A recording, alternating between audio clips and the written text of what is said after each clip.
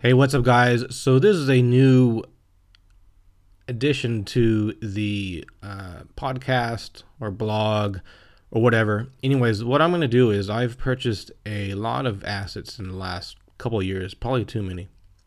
Anyways, I thought I'd add some value to the Unity community by going through. I might go through all of them. I don't know, but the ones that stand out the most to me, I'll start out with, and then just go from there. Anyway, what I'm going to do is this is for people who are interested in certain assets, and this particular one is Easy Touch Bundle, which, if you don't know, is for it's mobile controls for Android and iOS. Anyways, I've had a lot of experience with this one. I've used Easy Touch probably since, oh man, I think they're on version 4 now. Let's just look real quick. So this is where you're going to go through Easy Touch 4, touchscreen and virtual controls. And I think I got this version 2, maybe below that. I'm not sure. And I remember I probably spent about 10 or 15 bucks on it back then. And you can see now it goes for 35 bucks. And it's rated 5 stars. The average is 5 stars. And a lot of people are very happy with it. Anyway, I'm going to go through it just as if you just bought it off the asset store. All I've done is created a new Unity project. It's called Unity Assets, and I'll probably just use this one and then just delete each asset as I go. And I'll keep the same project and go from there. So I just imported this in. This is what you'd get if you just bought it right now and imported it as of the time recording. And so you get Easy Touch controls, and a README. And I think probably the best thing we want to see, or the first thing most people want to see, are the demos or the examples. And then I know I do. And then we'll just go from there. So as you can see, he has Hedgehog team has 2, 4, 5, 6, 7, 8, 9. It looks like 10 if I count that correctly. And I'll just poke through them real quick, and you can take a look at what you get when you buy it. So this is the first scene, button event input. And basically I'm going to go through this. This is not really a review. This is more of my experience, showing what you get when you buy it, and my personal experience using the product, and what I think about overall. So you can maybe call it a review, maybe not, whatever. And we'll go from there. So I'm going to open up Unity Remote on my phone, and we'll hit play. And we'll see what happens. So this is just fresh out of the box. And you can see you can use the, let's see. So I'm using the button on my Mac right now. You can see the cube is rotating. And you get some information on the events, etc. Easy Touch control input and whatnot. And I'm using this, I'm turning with my phone now. And I don't know if you have experience with, oh no, sorry, it's a button. With the Unity Remote, I guess it might depend on each individual system, but it seems a bit laggy, probably most of the time, at least for me. But anyways, I'm using this with the remote right now. As you can see, it works, it's turning, blah, blah, blah, blah, and you can hit these. I don't even, there's, my pooch is getting some water. So I've hit enable swipe in, touch the button, and it's kind of doing that. And I guess if I hit enable swipe out, it should keep on going. So if I put my finger on the button, enable swipe out, it's still going. Enable time push, I'm not sure what that is. So it looks like it's some sort of delay or something like that. I might have to let I might need to let Pooch out. So that's always good. You can hear him flopping. Anyway, that's the button. So, okay. Well, that seemed to work okay. Complex first-person example. All right. I gotta let the dog out. I'll be back in a sec, guys. Come on. Go. Come on.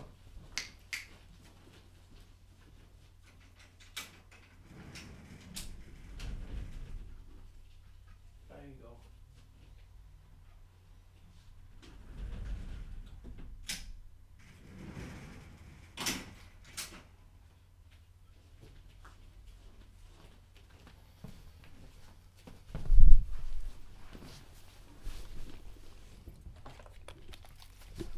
I had a feeling that was gonna happen. Anyway, so what's this one about? Example shows a simple first-person shooter camera with 2 joysticks. Blah blah blah. Let's see if it works. I think we all kind of have the general idea. And this is what you get, fresh out of the box. I'm using the Unity remote here. A little bit of delay, a little bit of lag, but as you can see, for the most part, it works pretty good. You know, pretty basic controls.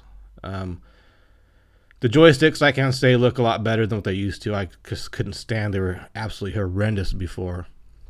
I don't know when they updated the look of the joysticks, but because I hadn't used Easy Touch in a while, but they look a lot better. But you know, of course, you should still change them to your own game's needs, whatever, to make them look better or fit your game better. But they look definitely better. But anyway, you get the idea. So this works pretty good. You know, you can easily get in there and start messing around with your game, look around. So that's good. And the next one they give you is D-pad classical time. And I haven't looked at a lot of these, so actually I haven't looked at this one before. So this will be interesting. So you got your directional pad, and, again, with a remote, and just rotating it around. And over time, I don't know what he means by that. It seems like there's a... So when you do over the time, there's a very slow delay, and then it slowly builds up speed. And you know, this is your traditional D-pad. Inertia you can enable. I always thought the inertia was pretty cool. Kind of rolls, and you can change that in your settings and everything later on, which is over here. So you can take a look how everything looks. And the one thing, if you're new, we'll get into that later, but just really quickly, the documentation is my biggest concern about this product. It's not very good. The documentation is very poor, but we'll get into that later. Anyways, you can see the scene looks. I don't need to do this for 15, 20 minutes. Everything seems to work out of the box. D-pad event input. And we'll take a look at that. And, you know, you got all this feedback, which is good. Tells you a little bit what's going on. And you can tap into those variables to suit your needs if you want. So there you go. And another first-person shooter example. Oh, this has a gun. I've never even seen this before. Look at all these guns and buttons. Really quick, which reminds me, this, so, see, now you got run. How do I spin around? Oh, okay. Well, that's weird. So basically, he has one joystick here, and then you kind of just have to spin around by pushing the other side of the screen, which is interesting. I'm wondering how that happens. Free look. Oh, okay, there's a free look touchpad. All right, there it is. So this seems a bit weird. He's walking sideways. I don't know why he's walking sideways. Maybe he fell down. And you can see you got these buttons here. One quick interesting thing. I don't know why he's walking sideways. Again, this is fresh out of the box. This is what you get. I have no idea what's going on. You can shoot, looks like. Okay. So he shot some stuff. Ran out of ammo. I'm going to just go ahead and retry that. Again, I don't know what happened. He fell over. Probably drank too much. And it looks like this is something to do with he can go upside down. So this particular scene, I've never even seen this before. I've never even opened this scene before. This seems really buggy to me, at least. I'm using the touchpad to rotate, and you get him. He's now sliding on the side, which is strange. If that, okay, well, he's walking on the side. That scene doesn't really work. I wanted to say though, one thing that's really surprising. So he has everything fixed in this particular scene. The joystick is static. The buttons are all static. I personally like to use the dynamic joystick, so you can set it later on. You can put the dynamic, like he's flipping over. This is really super buggy. I don't even know what's going on. I like having the option to have the dynamic joystick, so you basically split the screen in half. Anywhere you put your finger on the left side of the screen, you know, the joystick will show up there. And then if you have two joysticks, anywhere you put your finger on the right side of the screen, the dynamic joystick will show up there. However, for some reason, the buttons are not dynamic. So that's, to me, is, I guess this is the other thing. I push the button once and it just shoots. So I guess the problem would be, how do you decipher where you'd put which is a dynamic button? I guess you really couldn't, I guess, now that I think about it. Maybe there's a way, maybe there's not. But the buttons are almost kind of useless, because you can use a joystick as a button anyways if you wanted to. You just would disable the axis for each one, and then every time you touch it, you could just have it do something like fire or jump or whatever. Anyways, this scene doesn't make any sense to me. He's totally drunk, walking around sideways. So there you go. Probably could work on that scene. What was that? Which one was that? FPS example. So we'll move on to joystick direct simple. And again, you get two joysticks here. And so this looks very similar to the other ones, walking around. Again, it works. Okay, that's what you get. I won't bore you too much with that. Event input gives you your all the information you need when you're moving the joystick around, which is helpful. So that seems to work pretty good. Better than the sideways man. And another one, pretty much the same thing. I guess you could just play with the sliders and whatnot. But all these cube scenes seem to work really well, from what I can tell. And I'm just waiting for this to play. There you go. So you can see, you can move these sliders, dead value. That changes the middle, you know, speed. So you can look at all this if you want. And the main menu, well, so you can go for that and choose where you want to go. And touchpad event input. And I haven't tried the touchpad either. I have no experience with it, but from the sideways walking man, seemed a bit buggy for walking the dude around. So this is kind of cool, because you can, so according to how fast you swipe on the touchpad area, it moves the cube accordingly, which is cool. So the touchpad seems alright. As far as the dude walking around, though, that was a bit of an issue. But again, this is what you get straight out of the box. You know, you can see what you think about that. My biggest gripe is the documentation. The documentation, in my personal opinion, is very poor. I've been doing this now, and I admit I'm not the best coder or programmer or script kiddie or whatever you want to call them. I have no idea. Unity dev, whatever, you get the point.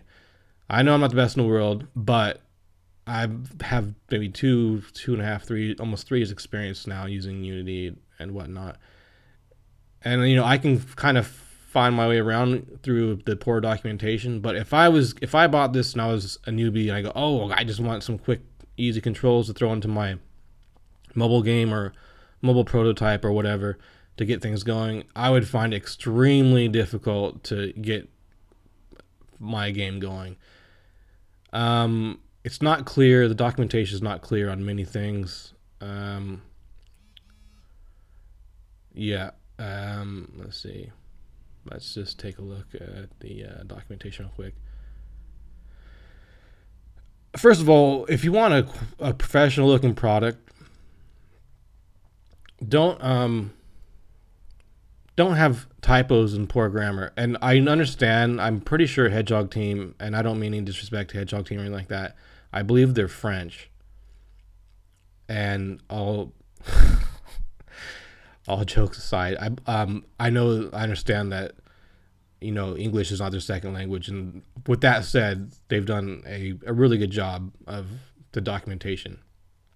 If it was, however, done by somebody with English as first language, well, then shame on you. But you can see they've sold quite a few of these of the Easy Touch. I mean, 435 and $35 a pop. You know, you can easily go and spend a little bit of money. You could even go to Fiverr.com probably and spend $5 or $10 and have somebody proofread and edit your documentation, and you know, $5 or $10, and you have a much more professional looking product, and not loaded with typos and errors and poor grammar everywhere. Again, I know English is not the first language, so it's nothing like that, but spend a little bit of money and polish your documentation up. Make it easier to read, easier to follow, easier to understand. That's my biggest complaint with Easy Touch. I've used this probably, again, for a couple of years on a lot of projects, and every time I hate opening it up because I know it's just a pain to deal with until you get it going. So that's my biggest gripe. Going on that angle really quick, I'll see if I can find one. I might need to open a joystick scene really quick. I don't know if this has it. Let me just go to a joystick scene and show you what I'm talking about really quick. And again, this is just it's superficial. I know, I get it, but it makes the asset dev look sloppy, unprofessional, doesn't care. This part is totally superficial again, but again, you know, people spend, especially for $35 now, I would probably expect to have no typos, clean to read code, easy to read documentation, etc. This is not a big deal, but this is annoying as hell. Deadline. Come on, dude. I get it. We all make, especially when we're coding, it's so easy to misspell something. And this is really being picky, I know. But again, you're just like, really? Like, come on, dude. You know, that can be forgiven, you know, but still, it's annoying. Just take the time to polish your product up, is all I'm saying. But going back to the documentation, the quick start guide is a joke. I've done this, and it didn't do anything. Unless I totally missed something, I don't see how this is a quick start guide. Maybe rename it to just copy and paste the script on and touch the screen, because that's all I get from it. This does absolutely nothing. I have no idea. It doesn't explain what the point of this is. This is not quick start. This is quick start of wasting time and trying to figure things out. This makes no sense. So basically, and not only that, why not just include the script yourself as the dev of the Easy Touch, and have it in there already. So then you can just say, click and drag my first touch onto a game object. Matter of fact, just make it a scene. This makes no sense to me. This is not easy. This is not Easy Touch. This is not quick start with auto selection. So again, if you're brand new and you're just starting out, I still don't get it. Maybe you can elaborate on that, Hedgehog team, if you see this video or whatever. Maybe you can elaborate on that in the comments or something and explain to me, because I don't get it. I have no idea what that is. Anyway, that's very poor documentation in my opinion, because it doesn't do anything. It makes no sense. Run it in the editor and click on the screen. No period. I don't know. Now, okay, we don't even see. What is this? This is not even saying anything. This is my problem with Easy Touch. Okay, well, now we move on to Easy Touch trigger, and you know, look at video on YouTube. And so this is what you get in the documentation, just showing you. You gotta get the idea here. Moving along, don't want to bore you. No point in scrolling. I just want to show you what you do get when you buy this on the asset store. That's the main goal of these videos, and also my personal experience with using them. So as I've said, I've bought quite a bit, probably too many assets on the asset store. They love me. They love my credit card. And You know, just kind of going through. I don't understand why each one of these gets a page either. This is just a waste of digital paper. I mean, I'm scrolling for, it seems like eternity just to see, you know, 4 lines of text. But anyways, all that's just nitpicky, I know, but it's annoying. I mean, what it does do is it makes the experience for the consumer of the asset just not as nice as it could be, is what I'm saying. So that was Easy Touch PDF, doing pages, which could be like probably 20 if you didn't use all this white space. I don't know, but whatever. And so going up here, Easy Touch controls, documentation, and you can see they leave that in French, where they could have spent $5 or $10 and put it in English. But why not have 2? Why not have a French set of instructions and an English set of instructions? I don't know. Got some links to videos here. Joystick overview. So it shows you how to add a joystick, but it's very vague. It's very vague, and the only reason I know, I've used this again so long, blah blah, I kind of get the flow of how it works. But for newer people, especially if you're just starting to get your hands dirty with Unity, you're gonna be probably pretty frustrated. So again, I'm not gonna take forever to go through this. You see what you get here for the documentation. This is not as bad documentation as this guy over here. That I don't even know what that is. This can just go away. And we go on, and of course there's the forum, the thread in the Unity forum, the Easy Touch thread, which seems, I've peeked in there a couple of times, which actually is why I made this video, because I saw Tokyo Dan, I think it was asking about if the joypad, the joystick, is clipped so it doesn't go outside of the circle, and I'll show you what I'm talking about in a second. Right, the base of the joystick. Anyway, just going through it, you get the idea. Blah blah blah blah. Don't want to spend forever on that. Okay, so and to answer Dan's question, yes, it is clipped. And I think you probably already noticed that going from the other videos. I don't know about this version, but I do remember on earlier versions, I think it was somewhere around version 3, you had an option where you could, the red ball would keep on going, if I do remember correct. I could be wrong about that. And as far as this one goes, I don't know. But to answer your question, yes, it is clipped. So, and that's kind of what gave me the idea to do these videos. And we'll see what happens with them. Which reminds me, if you want to see any more videos like this, if you think this is a good idea or bad idea, let me know. I think a lot of people want to know what they're getting from the Unity Asset Store before they actually buy it. I know I've bought things and I've been extremely disappointed and just wasted my money. And with these videos, I hope to just hope that the consumer is a bit more informed as to what they're getting, as to just gambling and hoping they get something that they're happy with. So that's the idea. And if you have any particular assets, I may have it, I may not, but leave a comment down below in the comments and say, do you have this asset or do you have that asset? Or maybe if you have one you want to look at, maybe I can benefit from it, or I'm just feeling adventurous, maybe I'll just buy it. I don't know. If I can get some use out of it, I will. If not, I don't know. We'll see. Just let me know what you think. Any questions about Easy Touch here? I'll try to answer it. And that's it. So I hope you enjoyed the video, and also check out the blog u3dnews.com, where I will add a little bit of supplementary information to this video, some writing, etc. And there's also the Unity 3D News podcast on iTunes, and check that out, and I'll put the link below. So anyways, I hope that was useful for you guys. I hope that had some sort of value and can help you out on your Unity game dev. Thanks for watching, guys.